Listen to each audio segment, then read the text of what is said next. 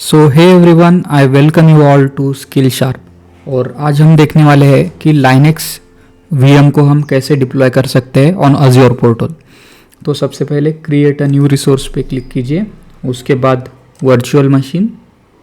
Okay, तो यहाँ पे हमें अपना सब्सक्रिप्शन चूज़ करना पड़ेगा। तो free trial subscription resource group, नया रिसोर्स ग्रुप क्रिएट कर लेते हैं, VM_RG VM रिसोर्स ग्रुप।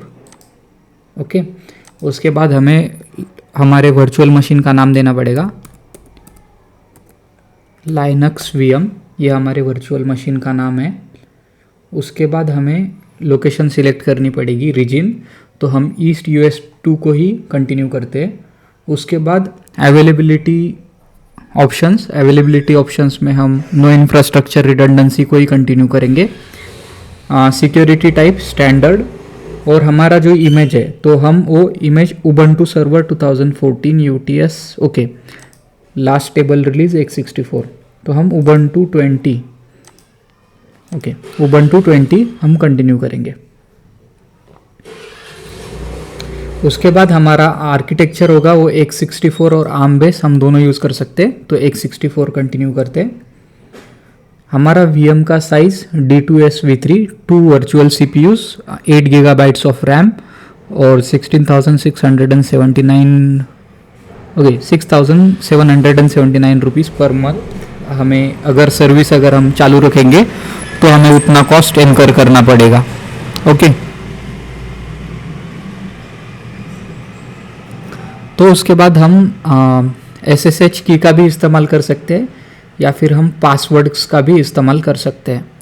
तो चलो मैं आपको फ़िलहाल तो पासवर्ड से दिखाता हूँ, अगले वीडियो में हम SSH की से भी देख लेंगे। तो यूज़र नेम हम यूज़र क्रिएट करते हैं, दैट इज़ VM_user, तो हमारा यूज़र नेम है VM यूज़र। हम पासवर्ड भी सेट कर लेते हैं,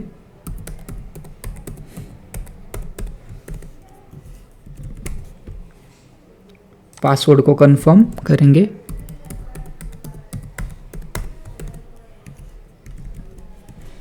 ओके, तो हमने पासवर्ड को भी कंफर्म कर लिया है।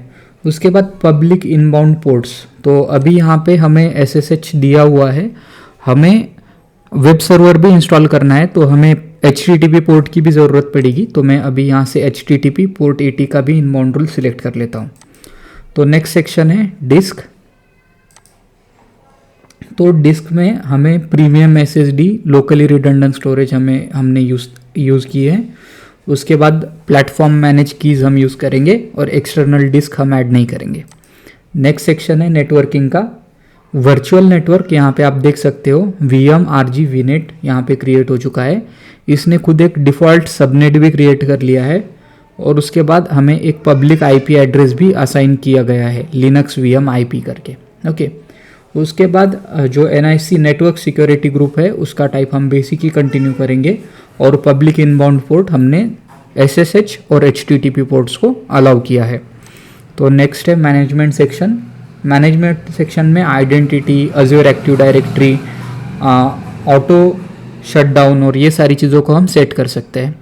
तो मैं इसको डिफ़ॉल्ट रखूँगा और कंटिन्यू करूँगा। मॉनिटरिंग सेक्शन में हम अलर्ट और डायग्नोस्टिक्स की सेटिंग्स कर सकते हैं, इसको भी हम डिफ़ॉल्ट रखेंगे। उसके बाद एडवांस में हम extensions, VM applications, custom scripts को भी ऐड कर सकते हैं, ये भी हम डिफ़ॉल्ट रखेंगे। तो नेक्स्ट, उसके बाद टैग्स, अगर आपको टैग्स प्रोवाइड करना है तो आप टैग्स का नेम और वैल्यू यहाँ पे प्रोवाइड कर सकते हैं।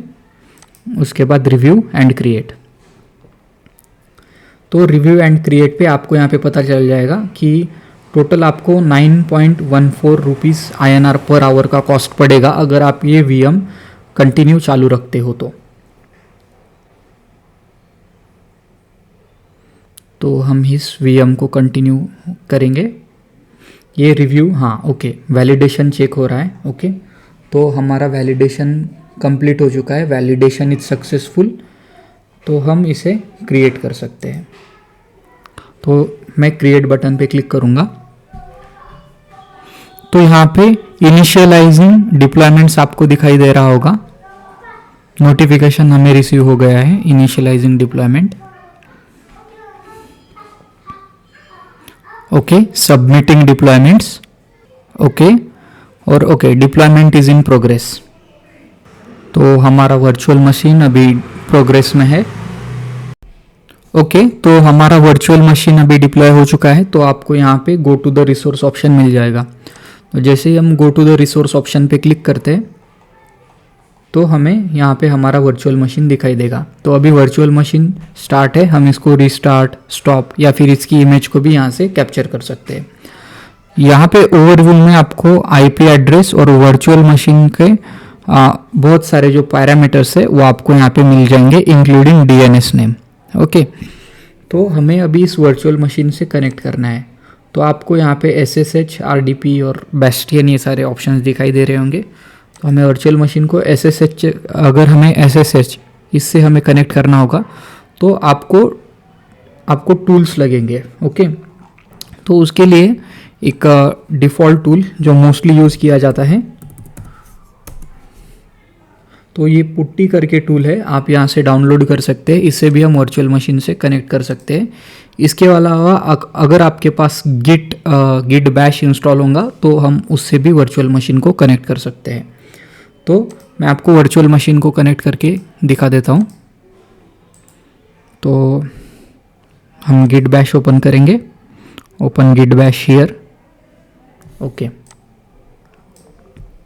मैं फॉन्ट्स थोड़ा बढ़ा लेता हूँ। तो हमें इस वर्चुअल मशीन से कनेक्ट करना है, राइट।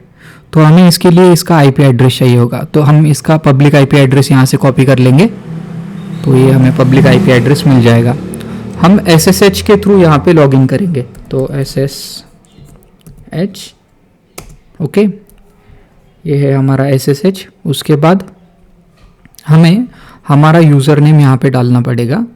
तो हम लॉगिन करने वाले हैं VM_user और @ हमें आईपी एड्रेस यहाँ पे पेस्ट करना पड़ेगा जो हमने कॉपी किया था, VM user, और हमें यहाँ पे आईपी एड्रेस को पेस्ट करना है।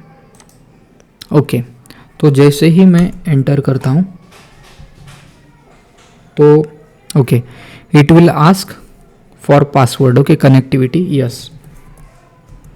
तो राइट, अभी हमें हमारा पासवर्ड एंटर करना पड़ेगा।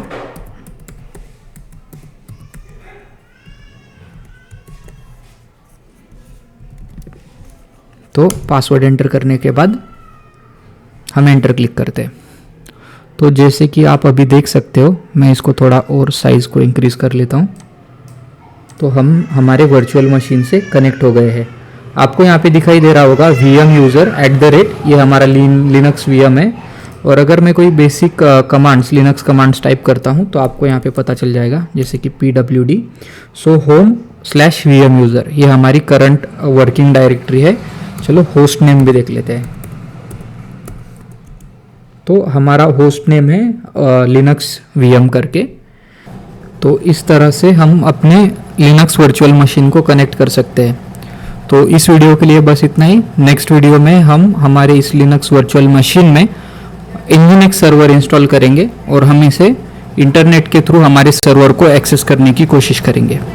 तब तक के लिए बाय बाय।